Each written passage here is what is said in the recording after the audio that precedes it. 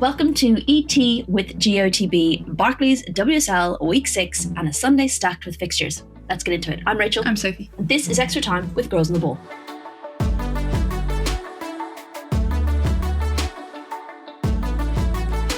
Wow, you're really ready. You were like, I'm Sophie. As soon as I said my name.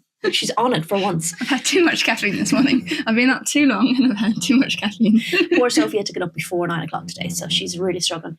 Morning. This is a Tuesday record. We've really mixed things up this week. We've just switched places with Up Front, basically. I had to record Up Front yesterday, so we decided to do it today so you didn't get sick of my voice. But you probably already have. Match week Never. 6, done and dusted, Soph. And all of the WSL games were on a Sunday. 4 at the same time. Same for the WSL too. Yeah. Do you want me to rant 2 about at 12 scheduling? and 4 at 2. No, I think you've got a lot of energy in you today. You're desperate to rant about something. I think it's fine. Our listeners know how we feel about it.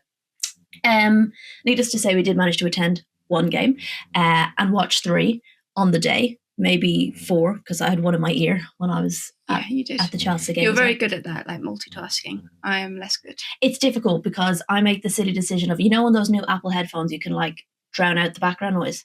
It's quite confusing when you're shooting, because if I like glance down at something or I'm like looking at a photo, I might suddenly realise that they're attacking in the box, but I hadn't realised because I have the sound of a different game. It actually doesn't actually even get any better with the sound of the same game, because I often have I have the game we're at on my YouTube, Just to be sure, hear the commentary, but also to see anything that I've missed. Mm-hmm.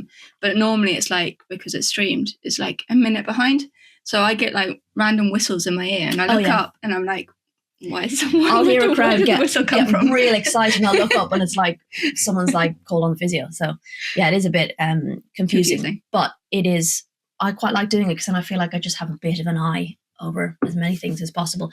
I'm not going to lie. If I tell you the truth, how much did you enjoy coming home from Kingsmeadow and then being sat on the couch, snuggled up, watching 2 games for the rest of the afternoon on TV? You loved it. I did. You did. It was nice. I mean, so under a blanket. I've got like this love-hate relationship. From a professional point of view, kickoffs. Don't like them all at the same time. Yeah, but from being able to go to Kingsmeadow, be home in 20 minutes and basically lie on your lap and almost fall asleep the rest of the afternoon. It's the ideal. But professionally, spread them out a bit more, please, especially when it's an international break. Okay, they know. Don't be. I actually think you gave out about it last week. So did I? Yeah. I don't think I did. Just shut up.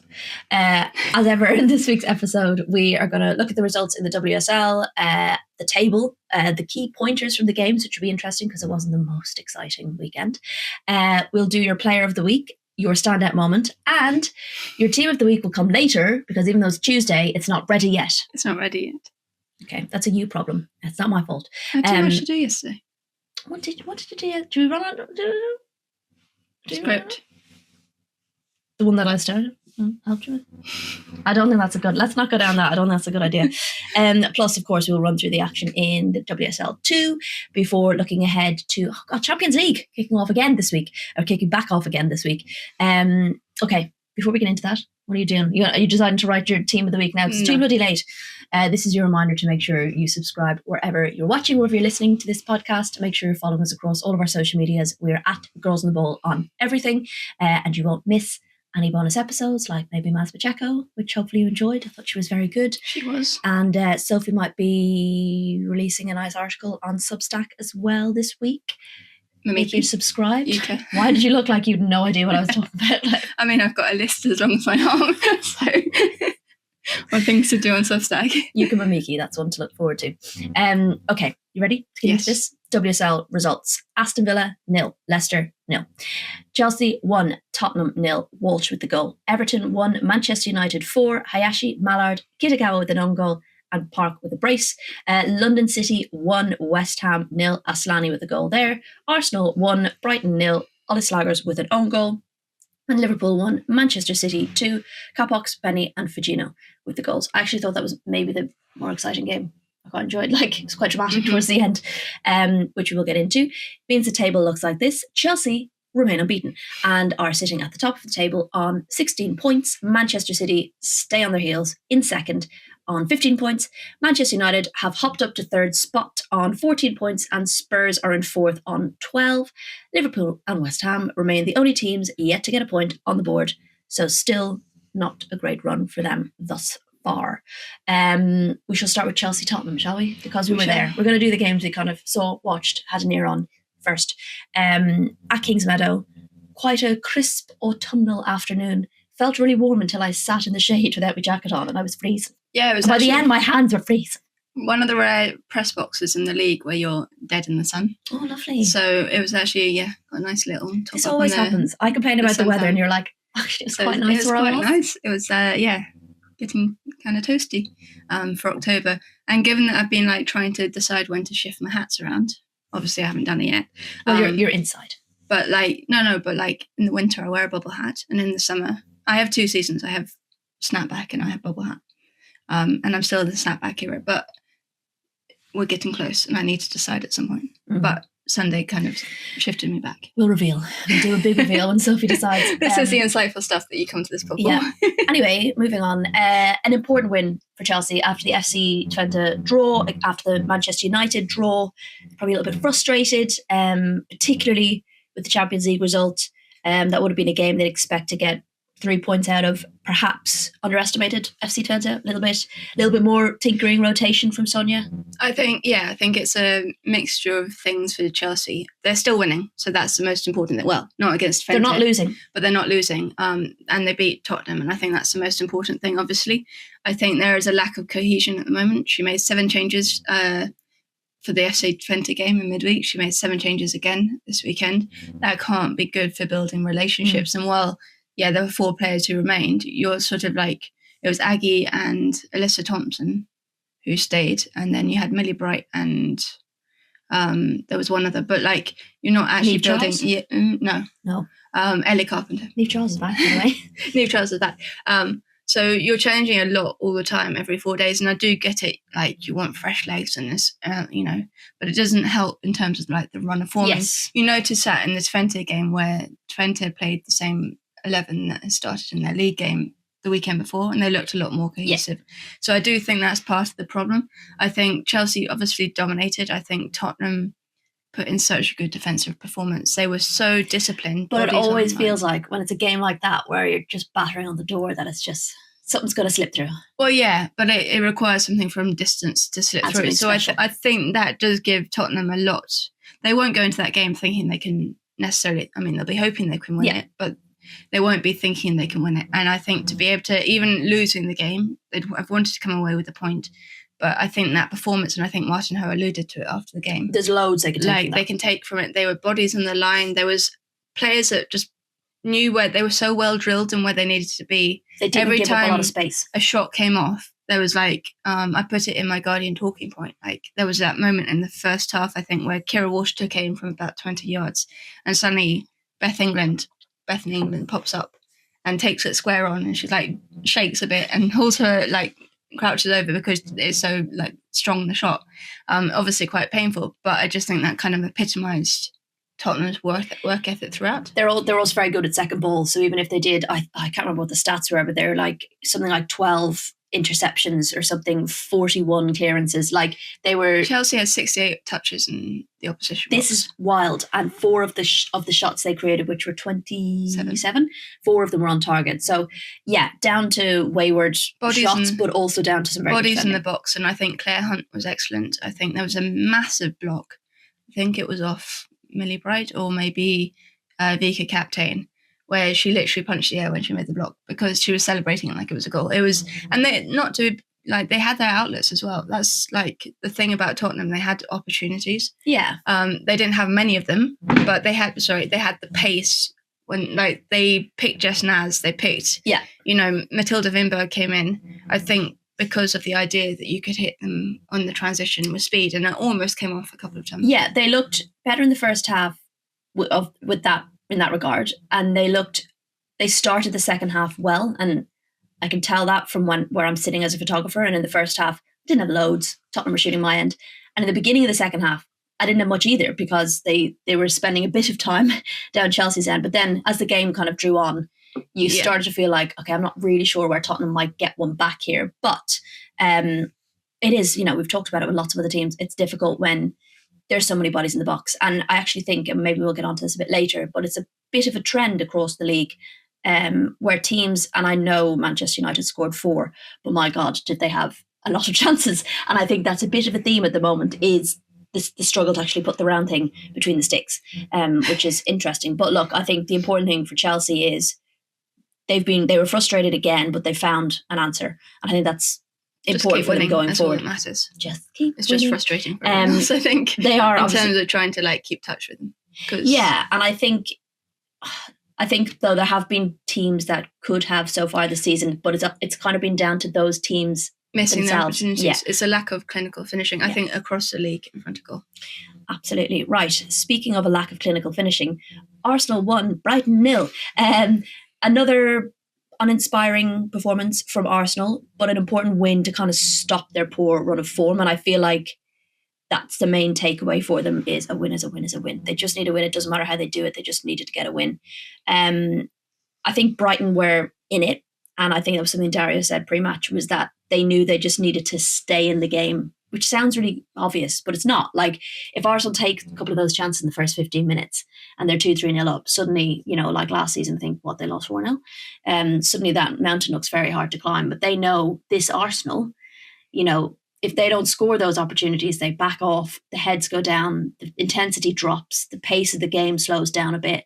And Brighton were very good at capitalising on their high press and their high line, and arguably could have had a couple of goals themselves. Daphne Van Domselaar was very good between the sticks on the day. Yeah, I think Arsenal are their own worst enemies at times, and they maybe take a lead, or they don't get the lead early on, and then they kind of back off a bit, or just lose confidence maybe.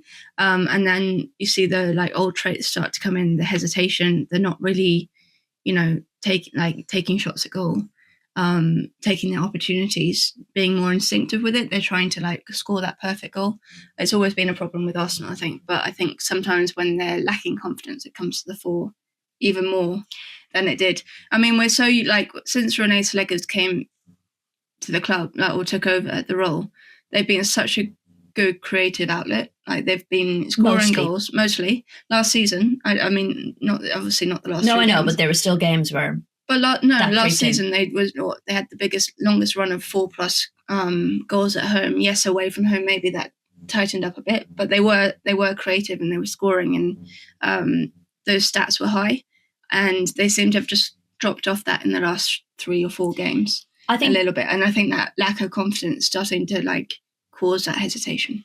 I think they have a habit of reverting very easily back to whatever was ingrained into them, the Arsenal way, whatever that might be, when things don't go their way. And I think when you look at Chelsea, when they're having frustrating games, perhaps because they didn't have a very clear, distinct style drilled into them by Emma Hayes, they just have a lot more options and outlets and ways of doing things and trying things, that they don't rely on, okay, let's press high, but if that doesn't work, we'll stand high, and then we have the ball, we'll go wide and cross it in. Even if there's nobody in the box, we'll just cross it in, and we just keep crossing it in. And if for the top of the box, we just do 19 touches. Yeah, and passes. I think this is the difference, right? When you look at Chelsea's win against Tottenham, that goal comes from an instinctive effort from outside the box.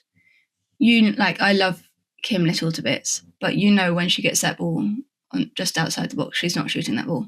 And there's opportunities. Yes, it might not come off 6 times out of 10, or even 9 times out of 10, but that one time, you just have to shoot the ball sometimes. And also, when you have the space to do it, give it a go. I had Johanna Wright-Canary coming down my end in the second half, and yes, she's very good at coming down wide and then cutting inside or sending a cross in, but the relationship with her and Ellie Carpenter, they're willing to go back out. Ellie Carpenter is willing to invert. Ellie Carpenter would come down, Johanna Wright-Canary would invert. They'd send it to the top of the box. They'd come in themselves. They'd dummy. There was lots of different ways that they tried box entries rather than just baseline cross to nobody. And I think even that in itself is an example of trying multiple different ways when it's not working. Arsenal play it around a lot, and they try and move if they're at the top of the box, side to side and back to front, but they just don't seem to have that killer instinct in the box at the moment, where they just are we'll just go and hit it.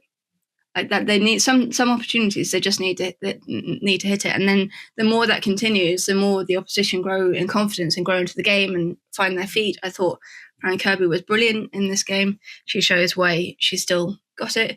I think her link up with Kiko Seke was so dangerous. Seke's so good. And because like people have figured out that, you know, Arsenal play a high defensive line. Predictable. You know, they were dinking balls over the top of Katie McCabe and letting Kiko run at goal. And that's always going to be a danger against Arsenal. And people are figuring out how to do that. So I think, it's and the other thing I was going to bring up was I think Renee Slegers is tinkering not enough in some areas and too much in other areas. She changed both wingers again from midweek, you know, and I don't understand how you can develop. I thought Beth Mead against Lyon was one of the best players on the pitch, but then she gets put on the bench for the game against Brighton. And I understand resting players and like sharing the load, but if you're trying to develop relationships, like we were saying with Chelsea before, kind of need some consistency, especially in those attacking areas. And then you look at someone like, I don't really want to call people out, but like you can tell maybe Mariana Caldente is not quite up to speed. She's tired at the moment. She's had a long summer. She's not had a lot of breaks. She had a long season as well, and she basically carried Arsenal on her back a lot last season as well. So it's got to be tiring at some point, and she's just not getting the rest necessarily that she needs. So they're not tinkering in those areas, but in some areas they're tinkering too much, and it's just adding to that lack of cohesion again. Yeah, absolutely. But kudos to Brighton. I thought they were brilliant. Absolutely. The other thing I will say, take a shot. The goalkeeper may possibly parry it, be in the box, score the goal. And I think not testing a goalkeeper enough is criminal when you've got so many touches in a box. Yeah. Like, you know, and to be fair to Nadozi, I thought she had a brilliant game. Brave goalkeeping. She does at times. freak me out when she comes out like that. That challenge. It was just like... When you're watching it on TV especially, because, you know, you see a lot when you're at the game. You see a lot more when you're at the game than you would maybe on TV. But also when you're watching some things on TV, you can appreciate. So they were like moving up the pitch and the camera was panning. We'd just gone over the halfway line and you were like, what is that? Is that Nadozi? We haven't even got to the box yet. What's Nadozi doing up there? Out she comes and clears the ball. Like, she made that superb challenge, but if there had been like a millisecond too late, she would have been off the field. Well, to be fair, I'm not even sure she connected with the ball. I just think the player jumped over. So no, she did. Maybe I'm thinking of a different time when she came out of the box. She definitely got the ball. It was a superb, like, central defenders challenge, sliding challenge, brilliant. I think it was Julie on the comms who was saying that's my kind of challenge. But if she'd been a little bit late, like literally a second later, she would have been off the field. And that's like that level of risk that she plays with. Yeah, but I rate that. It's her big game experience. She's played in big games and big moments in big stadia, and coming to Arsenal for the first time away where everyone knows what the crowd is like. Biggest crowd you're going to get at a WSL game. Didn't faze her one bit. She was like, bring it on. It's like Courtney Brosnan has the same tendency at times to come out of her goal and make those challenges, and more often than not they make them. Yeah, but it's a bit nervy when you're gives you palpitations.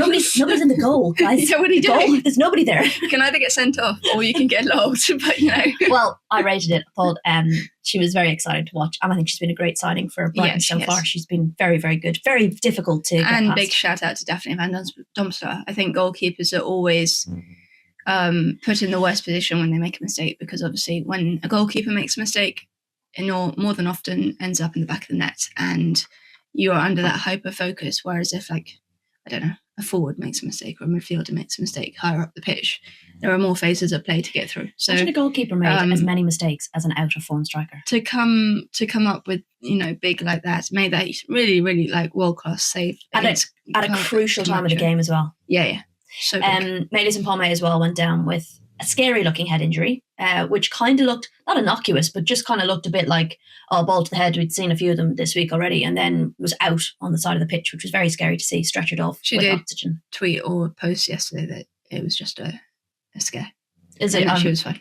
Well, it's quite scary when they come out after the game. It was just a fear. Yeah, I'm fine. Yeah. It was a bit like Kira Walsh when she went down in the World Cup going, Minnie! And then getting up going, I'm fine, guys.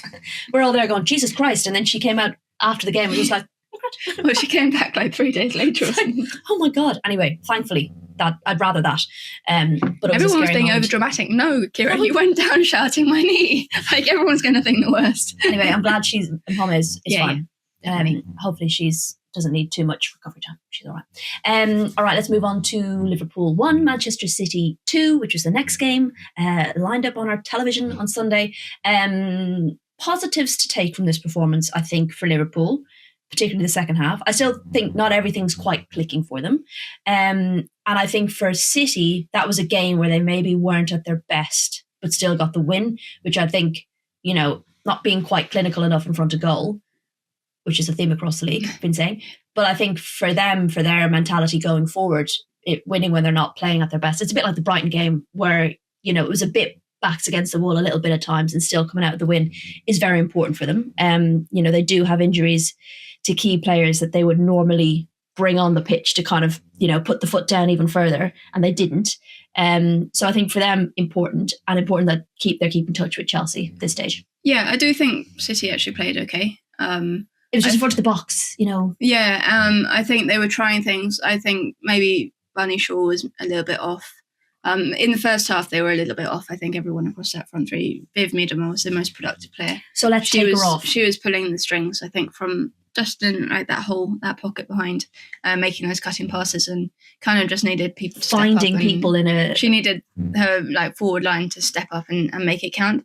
I do think Liverpool defended really, really well. They changed to a 3 at the back, which became a 5 at the back most of the time in that first half. And I think it meant that they flooded the box, and we've seen it several times. I think Tottenham did the same. Obviously, they didn't play 3 at the back, but they got numbers in the box. And Leicester have done it as well this season, where you get enough numbers in the box and you make it really, really, really hard for those shots to come off and, those spaces to appear. And they were doing that so diligently, especially in the first half.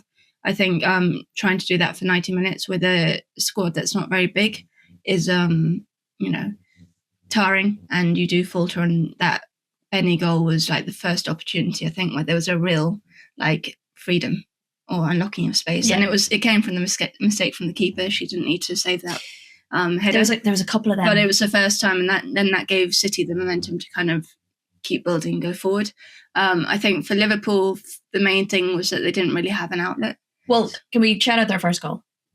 Unbelievable goal. Really, really good goal. Such a good goal. So he pushed Kerry Holland up a bit higher in the second half, and she started doing what she was doing in that game against Everton, getting down the right, finding those balls. She's such a good crosser of the ball, and that ball was just on the money. I mean, switched off at the back post, but unbelievable from the player to get in the way she did, and the header to get down the way she connected it. And she loves scoring out of the box. She is her favourite thing to do, it seems.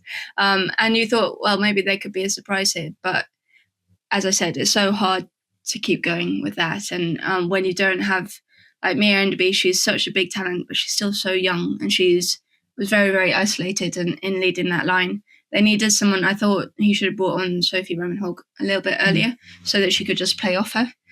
So that, she could have someone who could hold up the ball like Sophie and then run off her. Have someone to give it to. Kind of create more attacks that way. So I think they are creatively looking a bit problematic, especially now they've probably lost Marie Herbinger to a knee injury. Oh man, that looked not like what we wanted it to look like. Yeah, it was, I mean, obviously not being confirmed yet, but it didn't look good. And what vital player for them. But I think City just have enough. And I think the really exciting thing about City this season is the youngsters. Laura Blinkhild-Brown, superb. Probably the third game in a row where she's been absolutely... She got player of the match. Brilliant. I thought Iman Benny, so instinctive. She's, so full of energy and so just wanting to make things happen. But the difference between her performance now to even just the first couple of games where she looked a little bit out of her depth, she's really stepped up in that kind of injury. She'll be learning a lot. She's so young. And I think you could see it in the Euros. She's so full of energy and running. And she was used by Pia Sundhage to kind of stretch the play. And she can do that because she's got the pace. But she's learning things all the time about how to refine her touch and her game. And I guess she's getting into Andre Yeglitz's tactics and stuff like that. And that's going to take time. But she's showing those signs. And then you've got Fujino, who is unbelievable. She is one of the most fun players to watch. She looks like a nightmare to mark. Yeah, she's just so tricky, direct. She's full of running. She, more than often when she hits a shot, is on target. This is the problem with someone like her. It's all well and good to try and keep her away from goal. But if you give her space, she can kind of shoot from anywhere. So it's quite a like, do I go in tight where she's got tricky feet and can get around me and I leave the space, or do I step off her a bit where she can score a wonder goal? And Gareth Taylor was like, called her out, like mentioned her in pre-match. Called her out. You. No, in a good way. Like being too good. Like as being like this kind of the really, really good attacking outlet in their team. So I think the future is bright for City. Like these young players are only going to get better and better and better. And it's interesting because, you know, Sydney Lohman now is back from injury. But Laura Kildebrand is keeping her out of the team, I think. But we've always said that's what City needs is quality and depth. And to see Figino and Benny playing so well in the absence of Carolyn and Hemp, you're like, well, when they come back, like the quality and the depth that City will have, the quality they have in that midfield. They've got Grace Clinton as well, Sydney Lohman. That's what you need if you want to be progressing and keeping pace with Chelsea at the top. But also I think more, what's that phrase when you see like sprouts or roots growing? Like there's more positive things for Liverpool to take from that than say their fellow bottom of the table team West Ham, who are consistently inconsistent. We'll get to them. The theme of the weekend is that the art of defending isn't dead. And I know that they, you know, some of these teams lost their games, but I think there's been a real step up in maturity of the defensive side of the game. Dario Vidicic has talked about that, how he is a coach who is known as an attacking coach, now really enjoys that out of possession defensive side of the structure side of the game, because he understands that that's the foundation from which you build your attack. And I think it takes time for the two to meld together. We saw that. But when you're not like, and yes, we mentioned the lack of clinical finishing, but I do think a lot of it's down to the increased defensive ability of these sides. Yeah, the options are getting smaller and smaller. Aston Villa 0, Leicester 0. This was the game I had in my ear. It was a frustrating game to listen to and kind of glance at every now and then. Frustrating game for Villa, so I can't imagine how they felt if I was frustrated. Dominated, particularly in possession, chances created. Honest to God, I nearly think if there was no goalkeeper in the goal, they'd still fucking miss it. Like, yes, Leicester defend well, and, you know, some of the articles are about, like, this dogged, determined Leicester frustrate Villa. Villa frustrated Villa. Because the amount of times they got in behind a flat back line of Leicester, there was at least 3 1v1s on goal. Grant, Salmon twice. And they weren't the only opportunities. And straight to the goalkeeper every single time. I'd be raging if I was Natalia, because like you're getting in, it's working, you're creating, you're stopping other teams from scoring many goals. But Jesus Christ, to put the ball in the back of the net. But it felt like it was the same thing on repeat. So getting behind. The goalkeeper Unina Leipzig did really well. Like she was really alert. She came out every single time. But you need to like, you know, change things up a bit. And they just kind of direct the shot in the same direction at her to make the block. Whereas like try the lob or, you know, lob, or even if you make her save it out here, she's not going to catch it. So then the ball's loose, right? Yeah. And I think actually was it that game where that happened, where the ball was saved and it came out and it's still, I think it was Grant, and she took an extra touch, and like by that stage everyone had gotten back onto the line. But yeah, make her at least like not in her belly where she's like, cool, thanks, mine.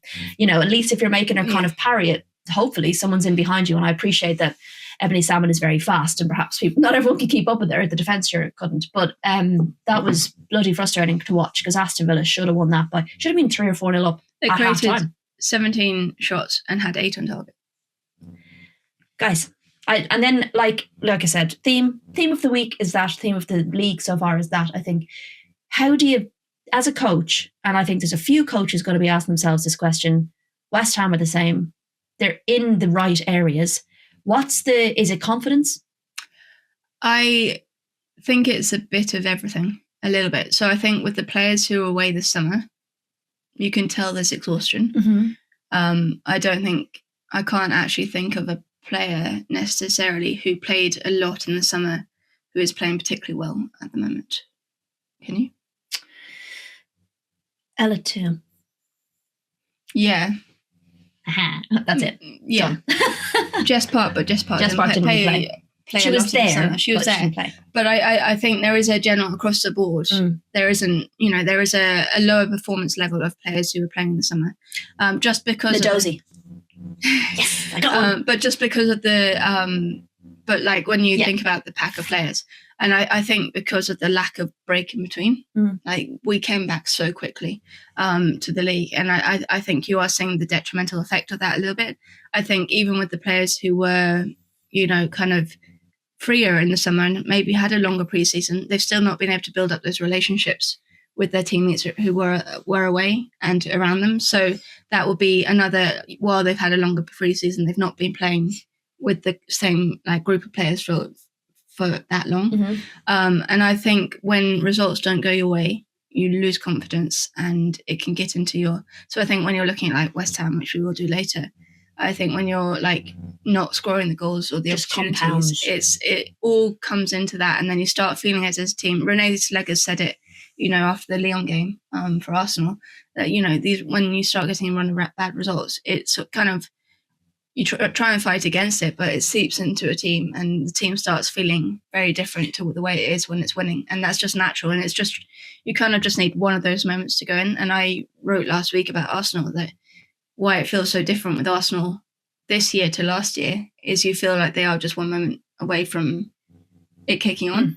And I think that's the same with a lot of these teams. They need one spark, one piece of the puzzle to fit in together, and then it will kick on. And I think the fact that we have a 3-week break from the league now will really help them. Yeah, because I think when you look at, say, the Aston Villa-Chelsea game, where they played similar in that they created quite a few opportunities, 1v1 opportunities, big chances. And I think the stats will tell you there, they created 5, what they would call big chances, missed all of them. I think mentality is a huge part of it. But I think had Villa gotten, say, a couple more wins in between the Chelsea game and this game, you'd be seeing something different.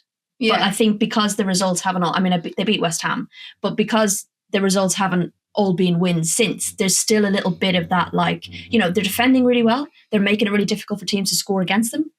But I also think that's why you're seeing coaches not be too downbeat as well.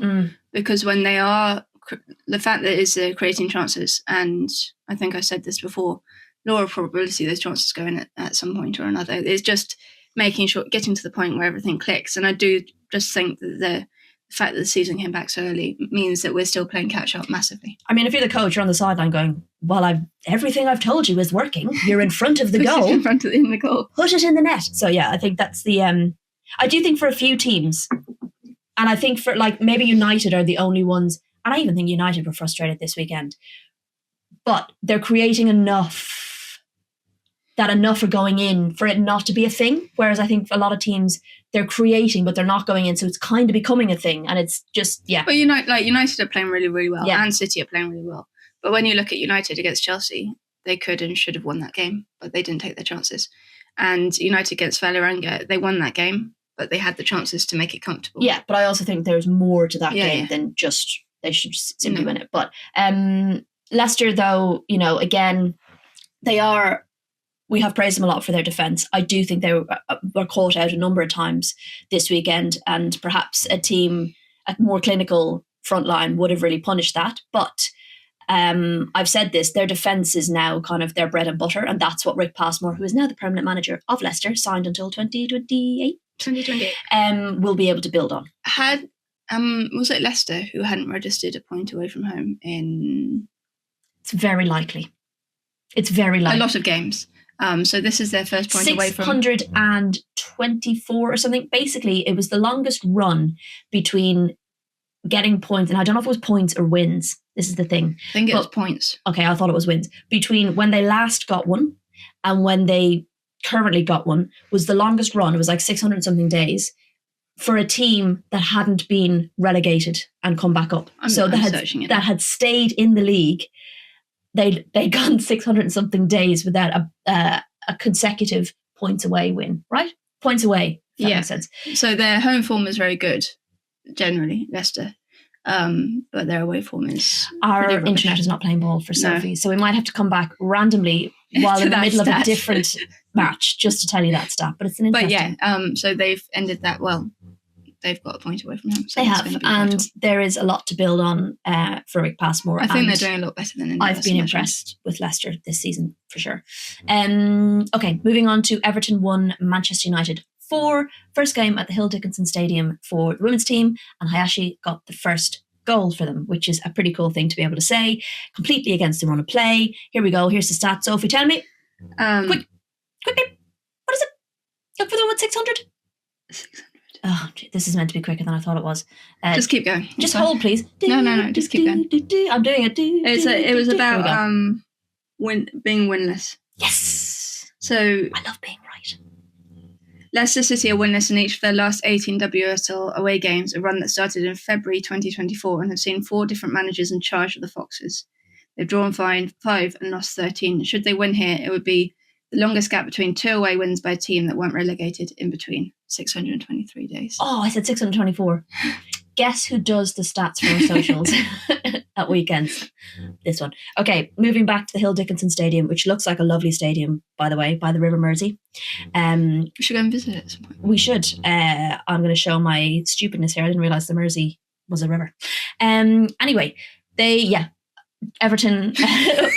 Everton got their goal completely against the run of play. Katie Robinson won a free off Sandberg, which I'm not even sure was a free kick. So I imagine they'd be quite frustrated by that. But Hayashi reacted the fastest. Manchester United were completely flat-footed after the initial save, and she rifled it into the roof of the net. But otherwise, United did dominate the game. I'm surprised it took them till the 62nd minute to get a goal back, and a deserved goal back. Everton had chances, created chances in the second half, towards the latter stage of the second half, but United were kind of all over them like a rash, to be honest, and could have been up a couple goals in the first half as well. So I think probably off the back of that tentative win over Vålerenga, which should have been more, maybe that there was a little bit of that hangover where they were like, Christ, not this again, where we've loads of chances. I think this is the thing that United are going to have to deal with over the next few weeks, and they're playing very, very, very well. But I do think midweek creates cobwebs sometimes, and especially they travel it. Like, they were lucky they got the first game at home, and they were probably against lower, opposition, less testing. They have to go to Madrid this week on Thursday. Atletico will be a different prospect altogether. They have Champions League experience. It will be a difficult game. Luckily for United, I guess, they don't have a game at the weekend. Mm-hmm. But over the course of the next 2 months of the season, you are going to have those quick turnarounds where you are travelling, you have to come back. And I do think how you deal with that, and probably the first half of this game was a bit of cobwebs from that Vålerenga game. Yeah, you need to be able to, I think, separate the two competitions. And if you're having a particular run of form in one competition, you need to try and be able to separate it from the other. And if you have a competition where you've just played a game and you should have won by loads of goals and you don't, you almost need to not let that affect how you've been playing in the league. Yeah. So to see them come out in the second half. It's finding that balance. Yeah, and it was a kind of wicked final 15 minutes or so. Jess Park getting a brace when she came on. And she was only on for about 30 minutes. She's like that. Just really developed, I think. She's so confident.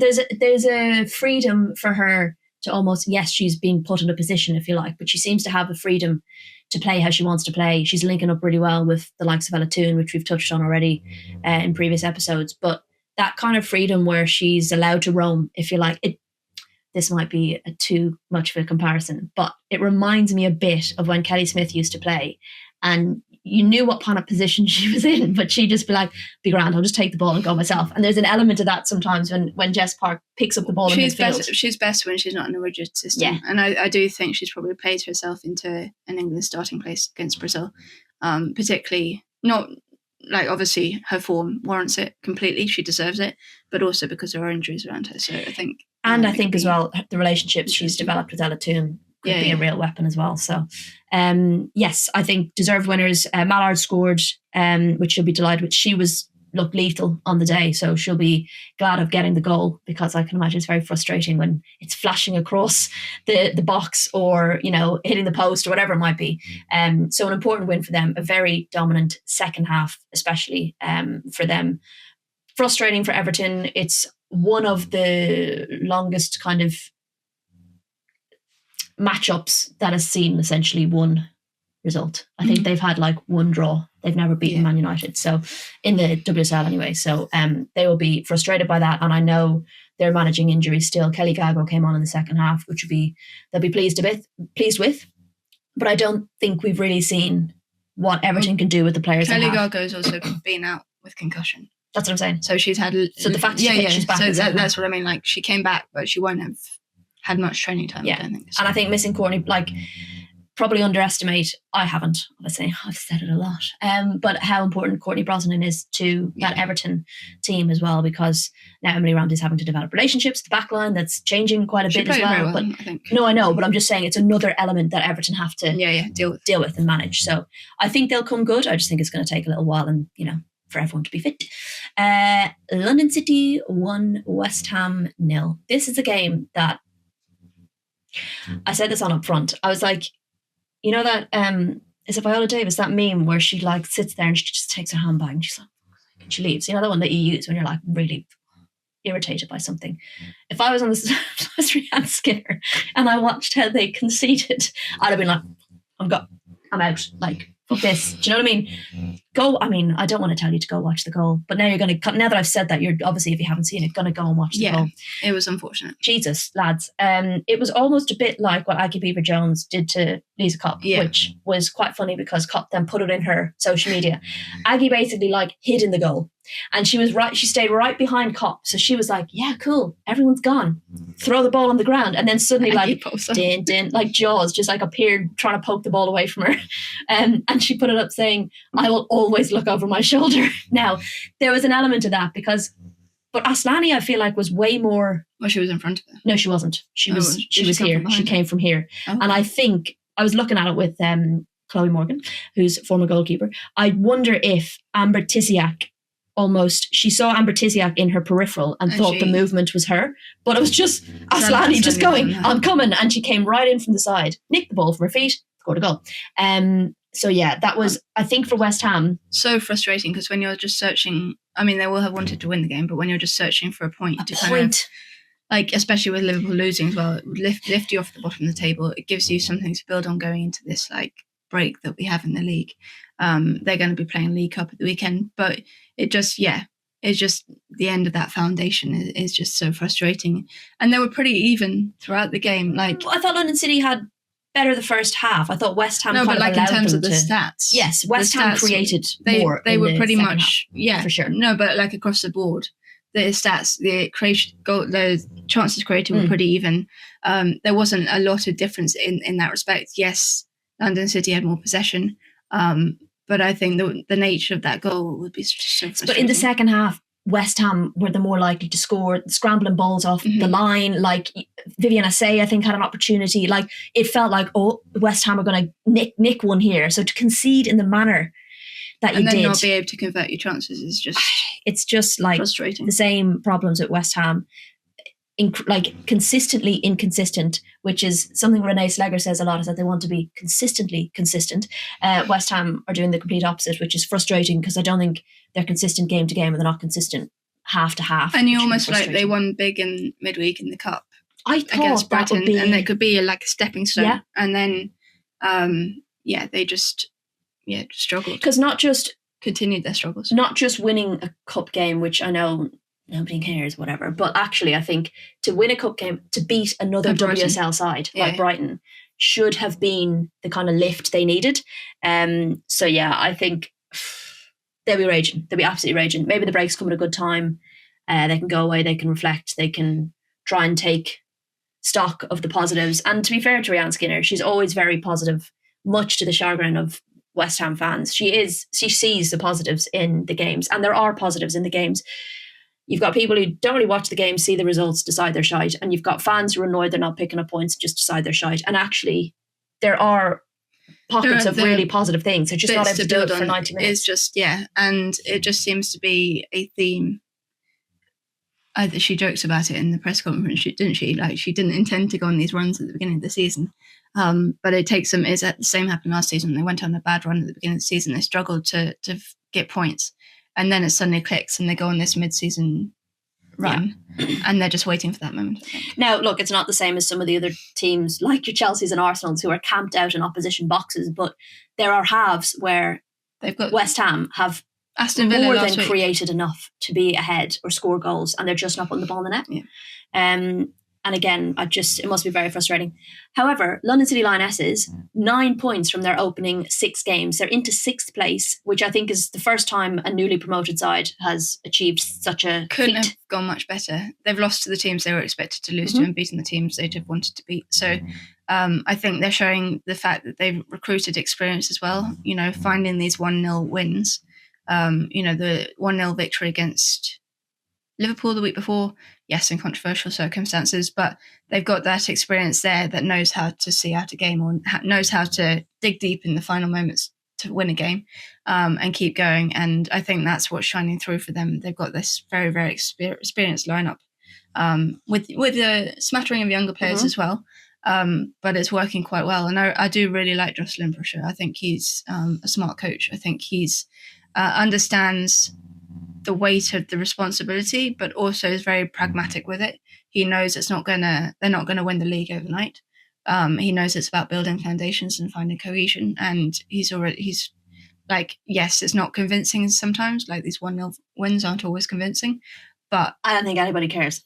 No one. If you're for them, for a newly promoted side, all you need to be doing is getting points to the board. To have 9 points on the board at this stage of the season, like what have we just said about Arsenal and Chelsea? Much. They weren't convincing, but they won. You're almost getting into safe territory. Yeah, and I think he can be very pleased with how the team has played. And it was something Mark Skinner used to say a lot in his early years at Manchester United, was that as a unit they needed to experience these things to have the experience of those things. Yeah. Do you know what I mean? It sounds silly, but actually it makes a lot of sense. Like first time doing a lot of stuff, first time playing any of these teams as a group, as a collective. Learning a lot. So first time being ahead in a game, first time coming back in a game, first time leading a game, all those kind of things are first. And once they've done it, they're no longer first and they're no longer big deals. So they've had a very, very good start to the season. Very impressive. Okay. Have you at least got me a player of the week, Sophie? Yes. Okay. Can you give me your player of the week, Sophie? I think I'm going to go Jess Park. I think she's been standout last week and this week as well. And, her performance, I know she didn't start the game, but she came on and she made such an impact, scored her 2 goals. She has added so much to this United side. And I think she's just showing her influence. And really, she had a real good spell with Manchester City maybe 2 seasons ago. I think she's starting to get back to that form and maybe even a higher level than she was before. Very nice. Okay, standout moment of the week, please. Ooh, I think maybe I'm going to go Kira Walsh's goal because it's her first goal for Chelsea. You're starting to see, you saw it in the summer with England where she was starting to get in more advanced positions. I remember joking at the Wales game about her suddenly becoming a right winger. We had to really quickly explain what you meant. Right wing player. Right wing player. On the right wing. On right side. Right side of the